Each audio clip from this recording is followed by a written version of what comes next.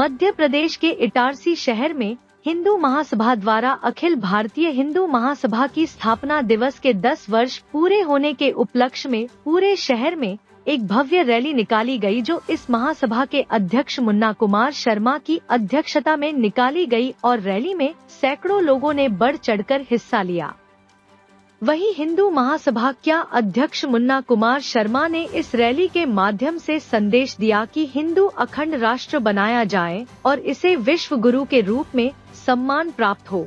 इसके साथ उन्होंने प्रधानमंत्री नरेंद्र मोदी से आग्रह किया कि रजक पार्टी को मजबूत बनाया जाए और जनसंख्या कानून, लव जिहाद पर रोक, गौ हत्या प्रतिबंध, सिंधु सनातनी माता बहनों की रक्षा हो और साथ ही 1999 में पूर्व प्रधानमंत्री पीवी नरसिम्हा राव की अध्यक्षता में पास किया गया मंदिर अधिनियम कानून को रद्द किया जाए। मनु शर्मा का साफ कहना था कि हिंदू को फिर से एकजुट होना होगा और भारत को विश्व गुरु का दर्जा फिर से दिलाना होगा, और इसके लिए उन्होंने हिंदुओं में रैली निकालकर एकजुट होने का एक तरह से कह सकते हैं जोश भरा, एक इस तरह से कह सकते हैं कि हिंदू महासभा के अध्यक्ष मुन्ना शर्मा की अध्यक्षता में जो रैली शहर भर में निकाली गई और यह जहां कहीं से गुजरी होगी, वह हिंदुओं को एक बार सोचने पर जरूर मजबूर करेगी कि हिंदुओं को एकजुट होने का वास्तव में समय आ गया है। हिंदू महासभा के द्वारा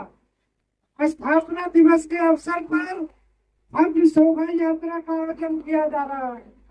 अखिल भारत हिंदू महासभा के राष्ट्रीय स्तर पर स्थापित होने का 110 वर्ष पूरा हो गया है और इसी उपलक्ष्य में पूरे देश में हिंदू महासभा के द्वारा भव्य शोभा यात्रा का आयोजन किया गया है, जिसका उद्देश्य है भारत को फिर से अखंड हिंदू राष्ट्र बनाना और भारत को फिर से विश्व गुरु बनाना। देवियों एवं सज्जनों, भारत कभी विश्व गुरु हुआ करता था। भारत को पूरी दुनिया विश्व गुरु मानती थी और भारत का जो क्षेत्रफल था वह बहुत दूर दूर तक फैला हुआ था, लेकिन विभिन्न षड्यंत्रों के कारण भारत का विभाजन किया गया और कई देश जैसे चीन, रूस, इंडोनेशिया, अफगानिस्तान, पाकिस्तान, बांग्लादेश, श्रीलंका, भूटान, बर्मा आदि कई देश हमसे अलग हो गया। हिंदुओं वह समय आ गया है कि एक बार फिर से हम जागे, एक बार फिर से हिंदुओं को इकट्ठा करें और पूरी दुनिया के हिंदुओं को एकजुट करके भारत को एक बार फिर से अखंड हिंदू राष्ट्र बनाए और भारत को एक बार फिर से विश्व गुरु बनाए। पूरे देश में हिंदू महासभा के द्वारा शोभा यात्रा और जन जागरण किया जा रहा है, हिंदुओं को इकट्ठा किया जा रहा है। हिंदुओं अगर भारत को अखंड हिंदू राष्ट्र बनाने में कोई आगे आएगा, कोई रोड़ा बनेगा तो उसे हिंदू बर्दाश्त नहीं करेंगे। अगर हमारी बहू बेटियों के साथ किसी ने आंख उठा कर देखा तो उसकी हम आंख निकाल लेंगे।